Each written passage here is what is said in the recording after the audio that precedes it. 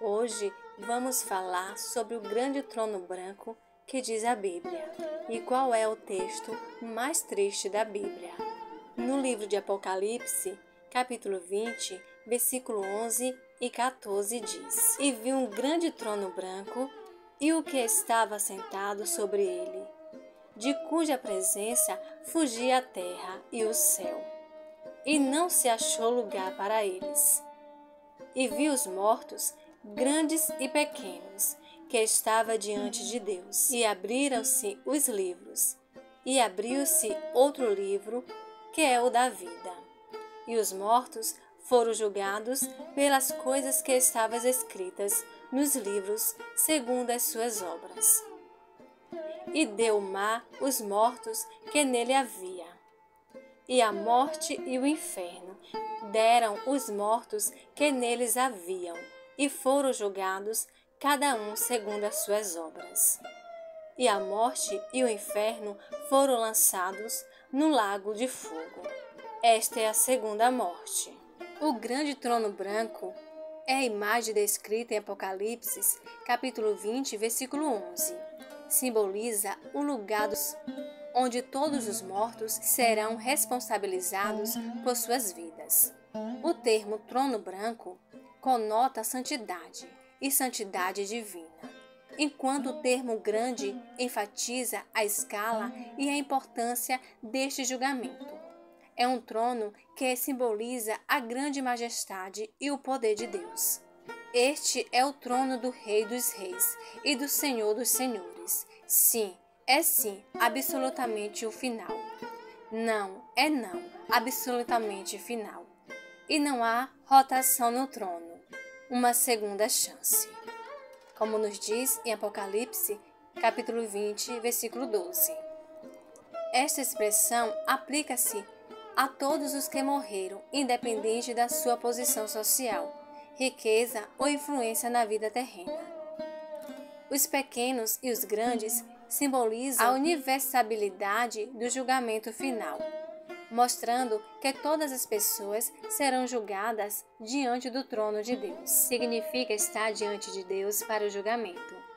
A referência a estar diante de Deus relaciona-se com a ideia de que cada indivíduo está diante do trono branco para ser julgado por suas ações e decisões enquanto viveu na terra.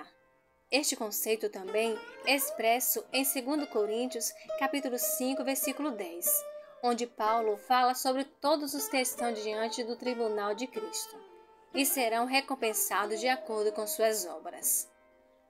Apocalipse, capítulo 20, versículo 4. No livro de Apocalipse, o lago do fogo simboliza o destino final daqueles que não estão escritos no livro da vida. Então a morte e o inferno foram lançados para dentro do lago de fogo. Esta é a segunda morte, o lago de fogo. Mostra a derrota absoluta desses elementos e simboliza a vitória de Deus sobre a morte e a separação espiritual. Isso é o que acontece depois do julgamento final, quando tudo o que se opõe a Deus é engolido pelo lago de fogo. Quem não está escrito no livro da vida? Apocalipse, capítulo 20, versículo 15. O texto mais triste da Bíblia. Apocalipse, capítulo 20, versículo 5. E todo aquele cujo nome não estiver escrito no livro da vida será lançado no lago de fogo. Este versículo enfatiza que somente aqueles cujos nomes estão escritos no livro da vida serão salvos e entrarão na vida eterna com Deus. A referência ao livro da vida indica que Deus tem um registro daqueles que lhe pertencem e creem em Jesus Cristo. Aqueles cujos nomes não estão no livro da vida serão lançados no lago de fogo, simbolizando separação eterna de Deus e a condenação espiritual.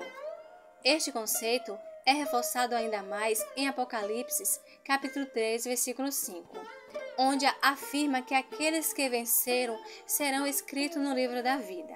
A mensagem do julgamento do grande trono branco é que não há possibilidade de arrependimento após a morte e que é preciso acreditar em Cristo nessa vida ou ser condenado para a eternidade. este é o momento aceitável. Agora, o gracioso Redentor espera pelo primeiro sopro de arrependimento e responde até mesmo o mais fraco chamado de fé. Não descarte isso como acrítico e urgente. Não demore em aceitar a misericórdia que Ele oferece neste momento. Não espere por uma vaga segunda chance. Venha a Cristo agora e resolva seus problemas agora. Tenha certeza de que você não participará da maldição pronunciada no grande trono branco. O próprio Deus disse: quem ouve a minha palavra e crê naquele que me enviou, tem a vida eterna e não será condenado. Já passou por morte para a vida. João, capítulo 5, versículo 24. Saiba que ninguém pode ser salvo sendo uma boa pessoa ou fazendo coisas boas. Quando a pessoa entende e aceita o Evangelho, precisa ocorrer uma mudança para a pessoa se arrepender verdadeiramente e se voltar para Deus com fé e obediência. Haverá mudanças em sua vida. Redirecione o nosso antigo modo de viver, mudando, e abre o caminho para uma nova vida em Cristo. Quando cremos, ocorre uma mudança de coração, e o pecado que costumávamos amar agora é odiado. 1 João, capítulo 3, versículo 9 diz: aquele que é nascido de Deus não peca, porque a semente de Deus permanece nele. Ele não pode pecar porque nasceu de Deus.